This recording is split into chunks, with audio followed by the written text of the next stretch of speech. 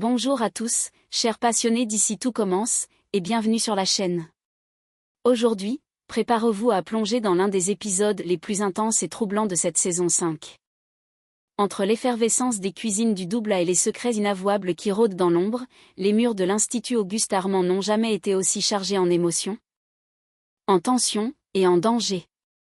Car si Vic rayonne devant ses camarades, portée par une réussite éclatante saluée par le redoutable Tessier, la réalité qu'elle cache est bien plus sombre, en silence. Elle mène un combat contre le cancer du sein. Un combat qu'elle croit mener avec l'aide d'une alliée, mais qui pourrait bien être sa plus grande menace. Derrière les infusions apaisantes et les conseils bien-être de Doria, la chef naturopathe au sourire rassurant, se cache une autre vérité, celle d'une femme hantée par un drame familial. Accusée de la mort de sa propre sœur, et prête à tout pour prouver qu'elle avait raison. Même à manipuler Vic. Même à mettre sa vie en jeu. Et pendant que Vic prend des risques insensés en cuisine, que Colline est humiliée publiquement, que Carla fulmine et que Rose tente de faire le lien, un puzzle terrifiant se met en place. Car ce qui semblait être une quête de guérison, pourrait en réalité être le début d'un engrenage dangereux. Vic est-elle en train de briller, ou de se brûler les ailes? Doria cherche-t-elle à soigner, ou à se racheter? Et surtout, jusqu'où ira-t-elle pour prouver qu'elle a raison? Accrochez-vous. Car ce que vous allez découvrir aujourd'hui pourrait bien bouleverser votre regard sur toute cette intrigue. Installez-vous confortablement, on débriefe tout, et c'est maintenant. En ce mois d'avril 2025, au cœur des cuisines effervescentes d'ici tout commence, Vic poursuit discrètement son combat contre le cancer du sein. Sous l'influence bienveillante mais de plus en plus controversée de Doria, chef naturopathe, elle adopte un mode de vie alternatif, sans imaginer une seule seconde que celle en qui elle place toute sa confiance pourrait l'avoir mise en danger. À l'Institut Auguste Armand, l'effervescence de la brigade de Pâques bat son plein, et Vic y tient un rôle important. Ce matin-là, Enzo, toujours aussi attentionné, lui a préparé un petit déjeuner riche et gourmand. Pourtant, au lieu de s'en réjouir, Vic décline poliment, elle trouve le repas trop sucré, trop salé. Préférant rester fidèle à sa routine bien-être, elle opte pour un jus de légumes. Suivant scrupuleusement les recommandations alimentaires de Doria. Une attitude qui intrigue Carla, mais Vic ne se livre pas davantage. Son lourd secret, elle le garde encore enfoui. N'ayant révélé à personne la maladie qui la ronge. En cuisine, Hortense, apaisée depuis sa récente réconciliation avec sa sœur, retrouve le sourire. L'ambiance est à la fête. Car le menu de Pâques attire de grands noms de la gastronomie, même Tessier a fait le déplacement au Doubla. Vic, de son côté, est chargé de la réalisation du dessert. En pleine préparation, elle confie à Billy et Hortense qu'elle a pris l'initiative de modifier certains éléments de sa recette pendant le week-end, elle a ajusté les grammages, changé des ingrédients, mais sans avoir fait valider ces changements par ses supérieurs. Une prise de risque culinaire, certes, mais qui reflète aussi un état d'esprit de plus en plus imprévisible. À l'image du tumulte intérieur qu'elle tente de dissimuler. Sous la lumière tamisée du Doubla, où chaque assiette devient une œuvre d'art, l'instant est crucial. Le menu de Pâques touche à son apogée et tous les regards se tournent vers Vic, responsable du dessert final, ce moment sucré qui doit laisser une empreinte durable aux palais les plus exigeants. C'est son moment. Et elle le sait. Ce qu'Hortense ignore encore, en choisissant sciemment de ne pas goûter la création de sa sœur, c'est que Vic a pris un risque majeur, sans prévenir personne. Elle a modifié la recette au dernier moment, modifiant les grammages, introduisant de nouveaux ingrédients. Mais Hortense sent que quelque chose a changé, Vic n'est plus simplement impulsive. Elle semble guidée par une urgence intérieure, une forme de détermination fébrile. Et Hortense décide de la soutenir, en lui laissant l'espace de briller, ou de chuter. Quand Tessier s'approche du dessert, une tension électrique parcourt la brigade. Le chef redouté et redoutable observe avec son œil d'aigle, découpe une bouchée avec sa précision chirurgicale. Puis la porte à ses lèvres. Chaque seconde de sa dégustation paraît interminable. Autour de lui, le silence est total, suspendu au moindre froncement de sourcils. Mais soudain, un éclat de surprise traverse son regard. Il redresse légèrement la tête, se tourne vers Vic et déclare. Il y a de la noix de coco et des noix de cajou. Tu les as ajoutées.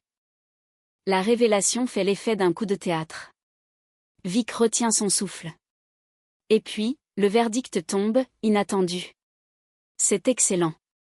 Tessier, conquis par l'audace et la maîtrise du dessert, se fend même d'un véritable compliment, ce qui relève presque du miracle. Il félicite Vic pour son initiative, son audace culinaire et l'intelligence de ses accords. Mais ce n'est pas tout. Dans un élan rare, presque solennel, il lui suggère de candidater pour le master à la rentrée. Une proposition qui scelle la reconnaissance du maître à l'élève et propulse Vic à un tournant décisif de sa carrière.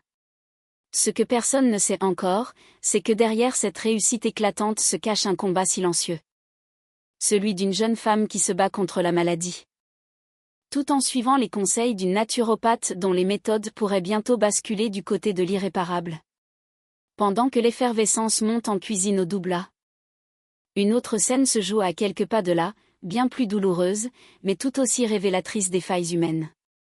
Dans une salle de cours, Doria dispense une séance aux premières années. Fidèle à ses méthodes parfois atypiques, mêlant naturopathie et exigences culinaires. L'ambiance, au départ studieuse, bascule brusquement lorsqu'elle s'arrête devant l'assiette de Colline. L'une des élèves les plus discrètes mais aussi les plus investies. En observant la présentation de son plat, Doria se laisse aller à une remarque déplacée, teintée de grossophobie. Elle critique la portion ou l'aspect visuel d'une manière qui, sous couvert de rigueur nutritionnelle, touche la sensibilité physique de l'élève. Un instant de flottement s'installe. Colline baisse les yeux. La phrase a piqué. Et elle le sent jusque dans sa chair. Consciente de son dérapage, Doria tente maladroitement de se rattraper. Mais le mal est fait. Colline, profondément blessée, quitte la salle avec le cœur lourd. Ce n'est que plus tard qu'elle ose se confier à Rose et Carla, dans un mélange de honte et de tristesse. Elle n'accuse pas ouvertement Doria.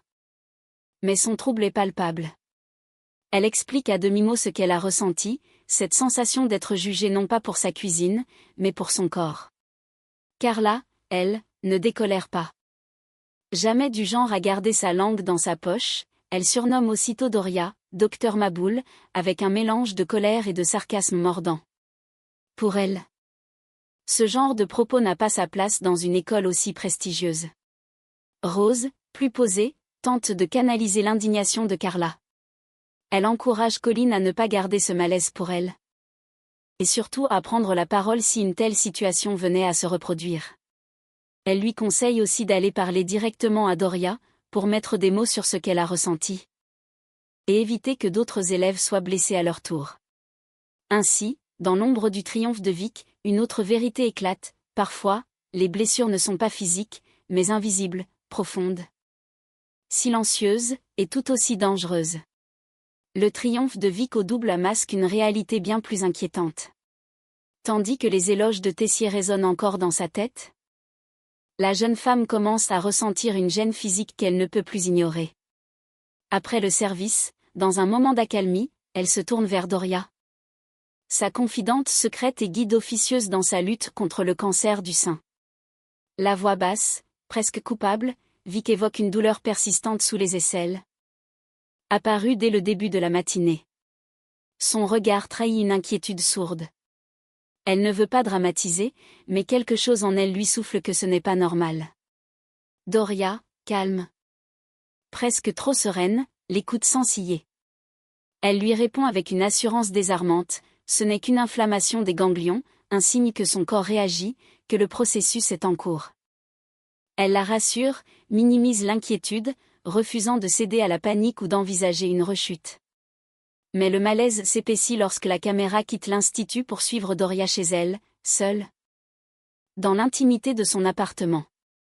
Dans la pénombre de la soirée, la chef naturopathe enregistre des messages vocaux étranges et inquiétants. On comprend alors qu'elle documente, presque cliniquement, l'évolution du cancer de Vic, comme si la jeune femme n'était plus une élève, mais un sujet d'expérience. Sa voix est posée, presque exaltée. Elle affirme avec conviction que sa méthode va fonctionner, qu'il faut simplement tenir bon. Pas un mot sur la douleur, les risques, les limites. Elle croit dur comme fer que sa médecine douce triomphera là où la science hésite. Et dans ce fanatisme naissant, une vérité glaçante s'impose, Vic est peut-être en danger. Car la frontière entre accompagnement bienveillant et dérive sectaire semble de plus en plus floue. Le secret de Doria, désormais révélé aux spectateurs, laisse présager le pire, et si, sous couvert de naturopathie, elle menait Vic sur un chemin sans retour? La nuit est tombée sur l'institut, mais chez Doria, une autre réalité s'éclaire doucement à la lumière bleutée de son écran d'ordinateur. Devant elle, une photo fixe capte l'attention, un cliché figé du passé. Une image de deux jeunes femmes complices, souriantes. Doria et sa sœur Anne, enlacées, radieuses, comme hors du temps. C'est cette même Anne que Doria a souvent évoquée auprès de Vic. Elle lui a confié, avec une émotion retenue, l'avoir soignée d'un cancer grâce à ses méthodes naturelles. Un souvenir qu'elle brandit comme preuve vivante de l'efficacité de son approche, sauf que, ce soir-là, un voile se déchire. Doria semble ailleurs, suspendue entre le passé et le présent. Elle compose un numéro familier et tombe sur une messagerie vocale.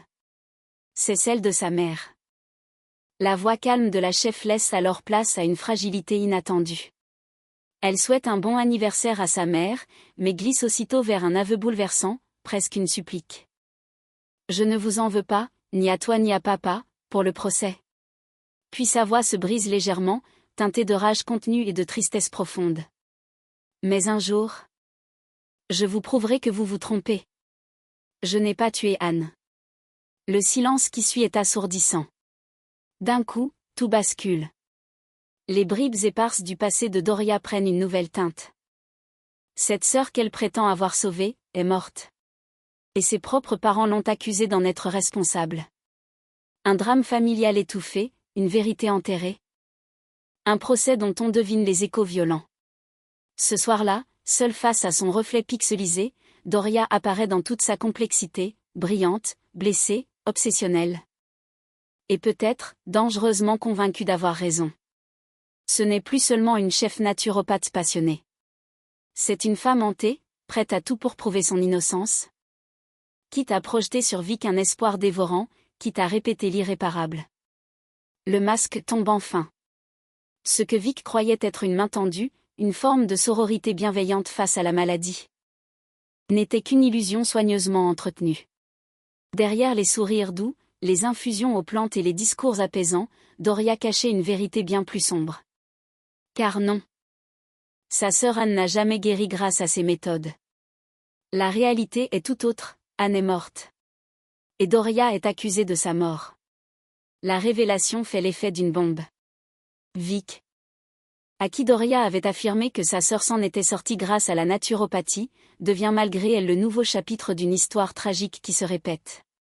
Ce mensonge, présenté comme un témoignage personnel, un gage d'expérience, n'était en réalité qu'un écran de fumée pour justifier des pratiques non reconnues, potentiellement dangereuses. Car en coulisses, la justice suit son cours. L'avocat de Doria, au courant de la gravité de la situation, lui a clairement signifié que son procès pour homicide involontaire dans l'affaire de la mort d'Anne se tiendrait à l'automne prochain. Il l'a mise en garde, fermement. Ne pas s'impliquer dans un nouveau cas, ne pas prendre le risque de suivre ou de conseiller d'autres malades en attendant la décision du tribunal. Mais Doria, persuadée d'avoir raison, a ignoré les conseils de son avocat. Aveuglée par sa foi en ses propres méthodes, elle s'est convaincue qu'elle pouvait sauver Vic, là où la médecine conventionnelle serait trop brutale, trop lente ou trop froide. Pour elle, Vic est devenue une seconde chance, une manière de se racheter, ou de prouver au monde, et surtout à ses parents, qu'elle n'est pas coupable. Qu'elle détient une vérité que personne n'a voulu entendre. Mais à quel prix? Car désormais, Vic est en danger. Elle souffre en silence, refuse les traitements conventionnels, croit encore à l'efficacité des soins alternatifs. Et tout cela repose sur un mensonge fondamental, sur une manipulation psychologique déguisée en accompagnement. Le piège se referme lentement. Et il est difficile de savoir s'il est encore temps de sauver Vic, ou si elle est déjà allée trop loin dans sa confiance envers celle qui, derrière des airs de guérisseuse, porte peut-être le poids d'une sœur sacrifiée. Et voilà, la vérité commence enfin à se dévoiler. Alors que Vic croyait avoir trouvé en Doria une alliée sincère, une confidente bienveillante dans sa lutte contre le cancer, elle se retrouve peut-être aujourd'hui piégée dans un engrenage bien plus sombre. Car derrière les sourires et les discours apaisants se cache un passé trouble, un procès pour homicide, et surtout, un mensonge qui pourrait lui coûter cher. Doria veut prouver qu'elle peut guérir. Mais à force de s'acharner à convaincre, ne risque-t-elle pas de faire à Vic ce qu'elle aurait déjà fait à sa propre sœur? Les prochains épisodes s'annoncent cruciaux. Le compte à rebours a peut-être déjà commencé. Dites-moi en commentaire ce que vous pensez de cette intrigue. Faut-il que Vic ouvre enfin les yeux? Doria est-elle victime de son passé, ou manipulatrice jusqu'au bout? N'oubliez pas de liker si cette vidéo vous a plu, de vous abonner pour ne rien manquer des prochaines analyses, et d'activer la cloche pour être prévenu dès qu'une nouvelle vidéo sort. Merci d'avoir été avec moi aujourd'hui. Prenez soin de vous, et à très vite pour la suite des secrets brûlants de l'Institut Auguste Armand.